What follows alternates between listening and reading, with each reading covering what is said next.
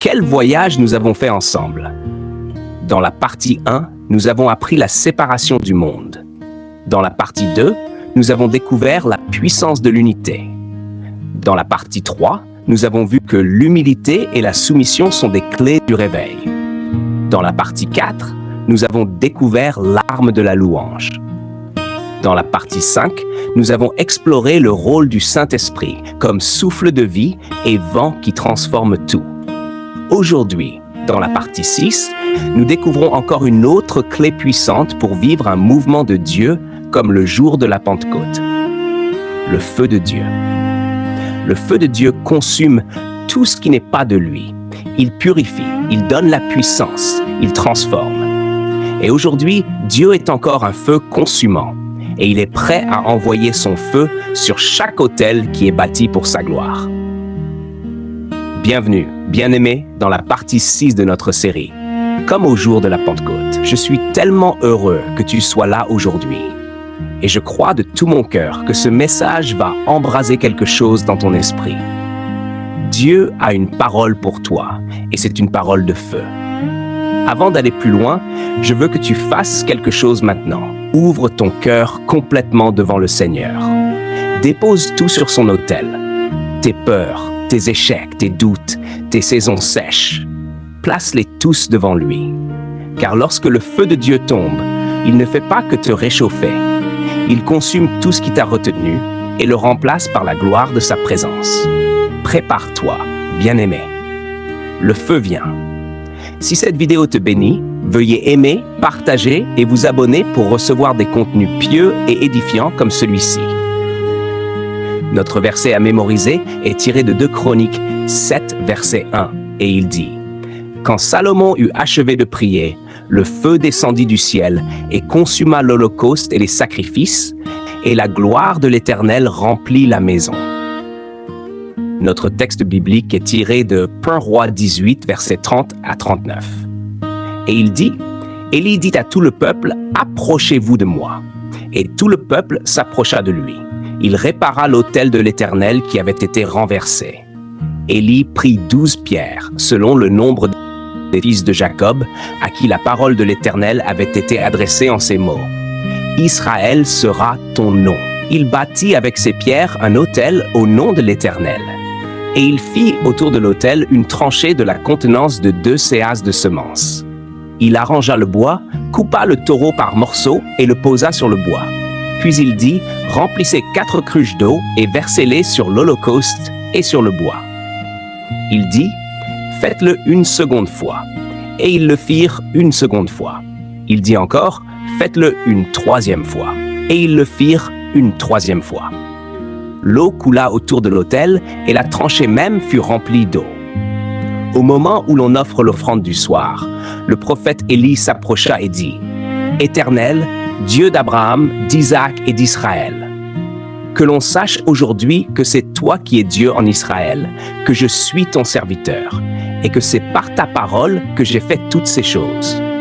Réponds-moi, Éternel, réponds-moi, afin que ce peuple reconnaisse que c'est toi, Éternel, qui es Dieu, et que c'est toi qui ramènes leur cœur. » Le feu de l'Éternel tomba et consuma l'holocauste, le bois, les pierres et la poussière, et absorba l'eau qui était dans la tranchée. Tout le peuple vit cela et tomba sur sa face en disant « L'Éternel est Dieu. L'Éternel est Dieu. » Aujourd'hui, alors que nous continuons notre discussion sur les événements du jour de la Pentecôte dans Acte 2, je veux examiner l'implication du feu qui apparut et se posa sur chacun des disciples. Dans la lecture biblique d'aujourd'hui, nous voyons que la prière d'Élie qui a causé la chute du feu du ciel était principalement remplie de louanges. Dans une atmosphère de louange, Dieu répond aux prières par le feu. Lorsque le feu tomba, le culte des idoles cessa dans le pays. La raison pour laquelle l'agenda du diable semble prospérer dans certains endroits est que les conditions nécessaires au réveil n'ont pas été remplies. Une autre chose qu'Élie a faite avant que le feu tombe dans la lecture biblique d'aujourd'hui était de réparer l'autel brisé. Lorsque nous réparons nos autels brisés de prière, de louange et d'adoration, le feu de Dieu tombera. Nous ne pouvons pas être tièdes et nous attendre à ce que Dieu envoie son feu. Dans Actes 2, versets 1 à 2, les disciples ont attendu dans la chambre haute avant que le feu de Dieu tombe. Ils étaient occupés à prier et à préparer le terrain pour son feu. Dans Rois 18, verset 33, après qu'Élie eut réparé l'autel brisé, il arrangea le bois et prépara le sacrifice. Nous ne pouvons pas être désordonnés et nous attendre à ce que le feu de Dieu tombe. Élie a également demandé aux gens de verser 4 barils d'eau 3 fois sur le sacrifice. Notez qu'il n'avait pas plu depuis 3 ans et demi. Par conséquent, verser une telle quantité d'eau était en soi un énorme sacrifice. Le peuple versa une denrée rare en préparation de la pluie. Pas étonnant que Dieu se soit empressé d'envoyer son feu. Partout où Dieu voit un sacrifice inhabituel, il envoie son feu. Dans 2 Chroniques 5, après avoir achevé le temple, Salomon rassembla tous les Lévites, les prêtres et les Israélites, et ils sacrifièrent des brebis et des bœufs, qui ne pouvaient être dits ni comptés en raison de leur multitude. Après ce grand sacrifice, la présence de Dieu remplit le temple de telle sorte que les prêtres ne pouvaient pas se tenir debout pour servir. Puis, dès que Salomon eut terminé sa prière, le feu descendit du ciel et consuma l'holocauste et les sacrifices, comme on le voit dans 2 Chroniques 7, verset 1. Le feu de Dieu de préservation, d'augmentation et de miracles inhabituels tombe dans des atmosphères de prière et de dons sacrificiels. Bien-aimé, désires-tu le feu de Dieu? Ne retiens pas à lui donner ton cœur, ton temps et tes ressources. Donne de manière sacrificielle et prie de manière constante. Tu seras visité par le feu de la puissance, de la provision et de la gloire de Dieu. Prions ensemble. Père céleste, nous venons devant toi aujourd'hui comme Élie l'a fait, invoquant ton nom et croyant que tu es encore le Dieu qui répond par le feu. Seigneur, nous bâtissons nos autels devant toi maintenant. Nous déposons nos vies, nos désirs, nos ambitions et tout ce que nous sommes comme sacrifice sur ton autel. Nous te demandons d'envoyer ton feu aujourd'hui. Que ton feu tombe sur chaque cœur sec et froid dans cet endroit. Consume chaque doute, chaque peur et chaque esprit d'incrédulité. Brûle en nous tout ce qui ne t'est pas agréable. Chaque péché caché, chaque compromis secret, chaque zone de nos vies où nous avons laissé le monde éteindre la flamme. Père, tout comme le feu tomba sur le mont Carmel et que le peuple s'écria « L'Éternel est Dieu », que ton feu tombe dans notre génération. Que le monde voit ta gloire à travers une église qui brûle pour toi.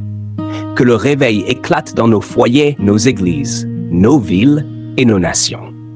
Saint-Esprit, enflamme-nous. Que le même feu qui tomba dans la chambre haute le jour de la Pentecôte tombe sur nous maintenant.